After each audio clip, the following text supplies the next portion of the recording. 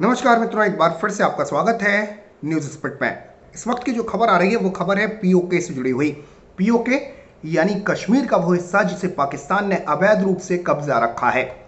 आपको बता दूं कि अब भारत की मोदी सरकार ने यह साफ कर दिया है कि पाकिस्तान को पीओके से अपना कब्जा छोड़ना होगा और किसी भी वक्त पीओके में तिरंगा लहरा सकता है। जी हां मित्रों, बड़ी खबर है, पूरी खबर आपको बताऊंगा, लेकिन कमेंट में भारतीय सेना के जांबाजों के नाम जय हिंद जरूर लिखें।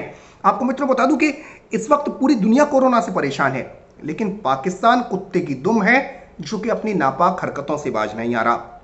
हंदवाड़ा में रविवार को पाकिस्तान की नापाक हरकत के बाद भारत के 5 जवान शहीद हो गए और इसके बाद भारत के प्रधानमंत्री नरेंद्र मोदी, भारत के रक्षा मंत्री राजनाथ सिंह ने इस शहादत पर दुख जताया, शहीदों को अपनी श्रद्धांजलि दी और यह साफ कर दिया कि इस बलिदान को भुलाया नहीं जाएगा।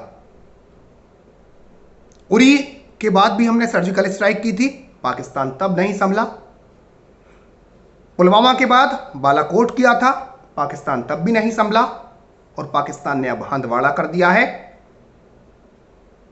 तो आप समझ सकते हैं। कमेंट में जय हिंद जरूर लिखिएगा। साथ ही साथ फिलहाल आपको बता दूं कि पाकिस्तान ने एक और जो बेवकूफ़ी भरा जो फैसला दिया है, नापाक हरकत जो एक और की है। हालांकि मैं आपको बता दूं कि रविवार के बाद एक बार फिर सोमवार को यह खबरें आ रही हैं कि अब से कुछ देर पहले हंदवाड़ा में एक बार फिर आतंकियों के साथ मुठभेड़ हुई है और सुरक्षा बलों पर हमला किया है आतंकियों ने हंदवाड़ा के काजियाबाद इलाके में सीआरपीएफ की एक पेट्रोल टीम पर फायरिंग की है। इस हमले में सीआरपीएफ के 3 जवान शहीद हो गए हैं, ऐसी खबरें आ रही हैं। और आपको बता दूं कि इस हमले में एक आतंकी को मार भी गिराया गया है। जानकारी ये आ रही है कि आतंकियों के एक दल ने अब से कुछ देर पहले गाजियाबाद में पेट्रोलिंग ड्यूटी पर जा रहे सीआरपीएफ के एक काफिले पर फायरिंग की थी और इस गोलाबारी के बाद हुई मुठभेड़ में सीआरपीएफ जवानों ने एक हमलावर को मार गिराया है। इलाके में जवाबी कार्रवाई के दौरान घायल सीआरपीएफ के 3 जवान शहीद हो गए हैं और घटना की जानकारी के बाद करालगुंड,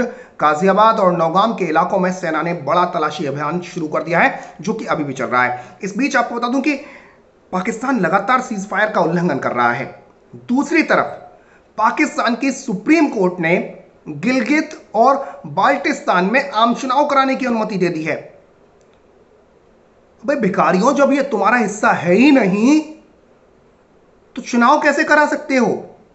इस पर आपको बता दूं कि भारत सरकार ने सीधे सीधे मुंह पर तमाचा जड़ा है पाकिस्तान के और तीखी प्रतिक्रिया दी है।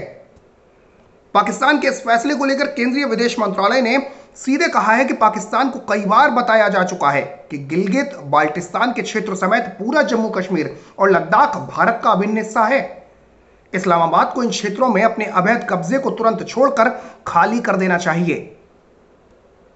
सीधे सीधे यह कहा है भारत की मोदी सरकार ने। और इस फैसले के विरोध में विदेश मंत्रालय ने एक बयान जारी कर कहा है कि भारत ने पाकिस्तान के वरिष्ठ राजनयिक को बुलाकर इस पर कड़ा विरोध जताया है। यानी औपचारिक रूप से भारत ने इस बार पाकिस्तान को यह बता दिया, राजनयिक को यह बता दिया कि यह तुम्हारा हिस्सा नहीं है, तो इस पर जो फालतू के जो काम है वो बिल्कुल मत करो। कड़ा विरोध दर्ज कराया है और कह दिया है कि गिलगित और बाल्टिस्तान पर पाकिस्तान के सुप्रीम कोर्ट के आदेश को भारत ने गलत करार दिया है। विदेश मंत्रालय ने पाकिस्तान को इस बात पर जवाब देते हुए कहा है कि यह स्पष्ट रूप से अवगत कराया गया था कि गिलगित बाल्टिस्तान समेत जम्मू कश्मीर और लद्दाख के पूरे केंद्र शासित प्रदेश पूरी तरह से कानूनी और अपरिवर्तनीय परिग्रहण के आधार पर भारत का अभिन्न अंग है। विदेश मंत्रालय ने आगे कहा कि पाकिस्तान की सरकार या उसकी न्यायपालिका के पास जबरन और अवैध रूप से कब्जे वाले क्षेत्रों को लेकर कोई अधिकार नहीं है। सीधे सीधे कह दिया गया है। बयान में आगे कहा गया है कि भारत इस तरीके की कार्रवाई को पूरी तरीके से खारिज करता है और पाकिस्तान भारतीय भूभाग के जम्मू कश्मीर में भौगोलिक परिवर्तन लाने की कोशिश कर रहा है, जो हमें पूरी तरीके से अस्वीकार्य है। इसके बजाय पाकिस्तान को अवैध कब्जे वाले सभी क्षेत्रों को तुरंत खाली कर देना चाहिए। विदेश मंत्रालय ने कहा कि पाकिस्तान की हालिया कार्रवाई जम्मू कश्मीर और लद्दाख के केंद्र शासित प्रदेशों के कुछ हिस्सों में अवैध कब्जों को न तो छिपा सकती है और न ही इन क्षेत्रों में रहने वाले लोगों के लिए मानव अधिकारों के उल्लंघन, शोषण और स्वतंत्रता से इनकार कर सकती है। तो भारत की तरफ से पाकिस्तान को अब यह साफ कर दिया गया है कि पाकिस्तान को पीओके से कब्जा छोड़ना होगा और अगर घी सीधी उंगली से नहीं निकलता है तो उंगली टेढ़ी करनी ही पड़ती है। खैर, आपको बता दूं कि पाकिस्तान को मुंहतोड़ जवाब दिया जा रहा है। पाकिस्तान जिस तरीके से लगातार सीज फायर का उल्लंघन कर रहा है, इसका मुंहतोड़ जवाब दिया जा रहा है। और पाकिस्तान को इससे पहले कि वो दुनिया के नक्शे से साफ हो जाए, ये समझना होगा कि अपनी नापाक हरकतों को पाकिस्तान बंद कर दे।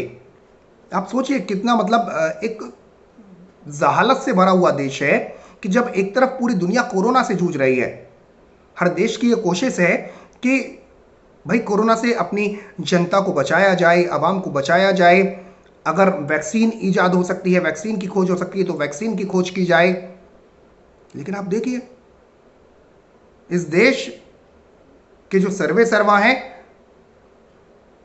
या भूखे नंगे देश के जो रहने वाले लोग हैं, वो अपनी आवाम को बचाने की बजाय अभी भी इस तरीके की तुच्छी हरकतों को करने में लगे हैं। तो मित्रों, कमेंट में मुझे बताइए कि पाकिस्तान के साथ क्या सलूक किया जाए। साथ ही साथ भारतीय सेना के जाबाजों के लिए कमेंट में जय हिंद जरूर लिखें। फिलहाल के लिए इतना ही। जय हिंद, जय भारत, नमस्कार।